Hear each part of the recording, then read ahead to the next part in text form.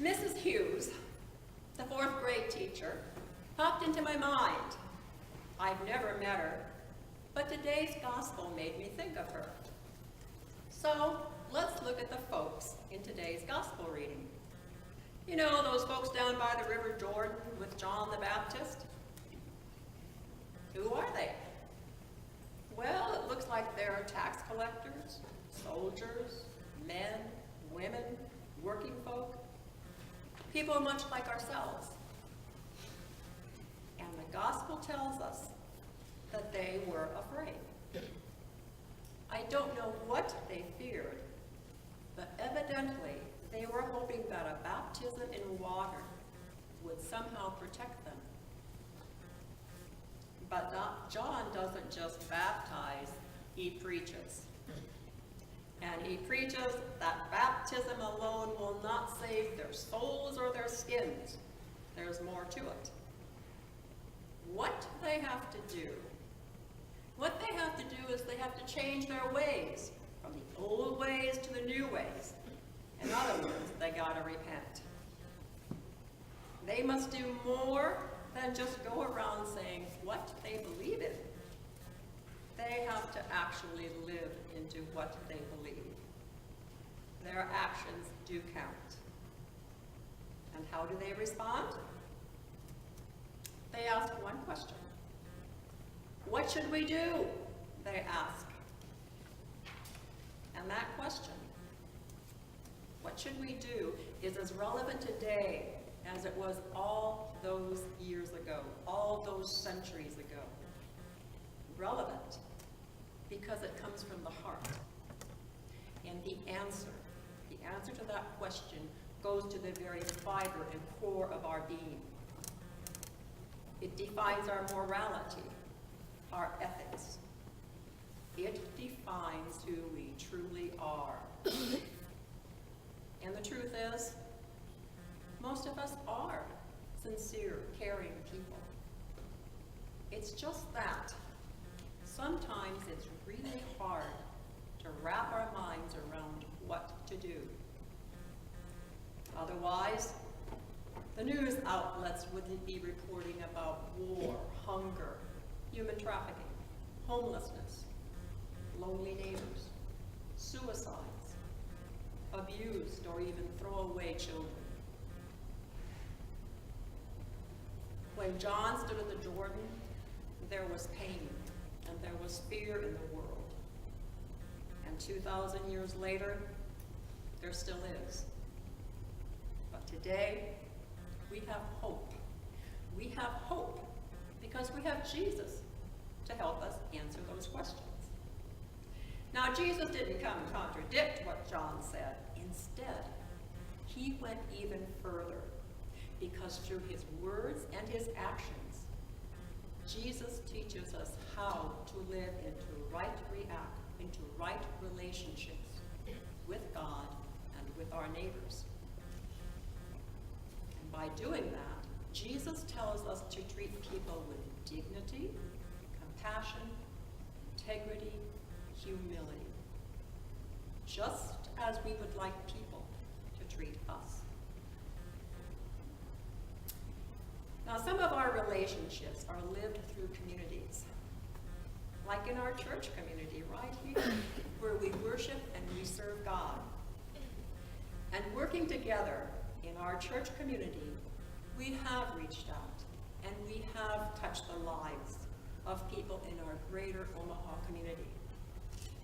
We have touched the lives of abused women who have fled unsafe environments, women who have been sex trafficked, veterans transitioning from homelessness to safe homes. We have touched the lives of youth living on the streets, hungry, and even more. And here, right here in our Bellevue neighborhood, we have helped feed the hungry with our local food pantries. And by working with Bellevue together this fall, this year, we were a part of helping 275 Bellevue students in need we help them start the school year with new backpacks and new school supplies, just like those other kids in their classes. And this Thanksgiving, we provided 25 Thanksgiving food baskets for our neighbors in need. And again, working with Bellevue Together and the Angel Tree Project, we will be participants in Joy to Children in our own neighborhood, our Bellevue neighborhood. And this year, 401 children in our neighborhood will unwrap at least 2 Christmas gifts, just like other kids do. And these are wonderful, life-affirming examples of answering the question, what to do? And answering that question with compassion, dignity, and respect, just the way we would like to be treated. But not all of our relationships are lived in community. Some relationships are lived one-to-one. Like Mrs. Hughes, that teacher I mentioned way at the beginning of the sermon. Mrs. Hughes' relationship with the opera singer, Ryan Speedo Green, made a huge impact on him. Now, Ryan describes himself as a violent child with a huge problem. By the time he entered 4th grade, he was already in a class for delinquents, and that would have been Mrs. Hughes' class. And on the first day of that class with the delinquents, he threw his desk at her. She didn't kick him out of the classroom, and she didn't send him to the office. Instead, Mrs. Hughes did something that was remarkable in Ryan's world. Mrs. Hughes looked at Ryan with compassion, and she treated him with dignity by simply asking, "What's wrong? Why are you angry, and is everything okay at home?" Well, it turns out everything was not okay at home. Ryan lived with an abusive mother, and he returned the abuse so violently that by the time he was 12 years old, he was in juvenile lockup, and then solitary confinement. Solitary confinement at the age of 12. And it was during that time, he said, he got one phone call. It was from Mrs. Hughes. And Mrs. Hughes told him, "Don't let this moment define you. You can be better than this."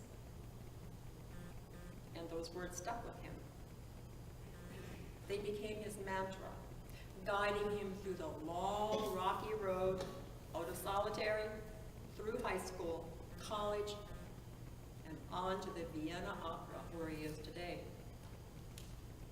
Those powerful words, "Don't let this moment define you. You can do better." Words of compassion, not condemnation. Words of dignity, not disdain. Of encouragement, not exclusion. And as we all search for our answers of what to do, I pray our defining answers will lie within the actions and words of dignity, compassion, respect. Words of love, words of grace, words and actions that make us worthy to be called followers of Jesus.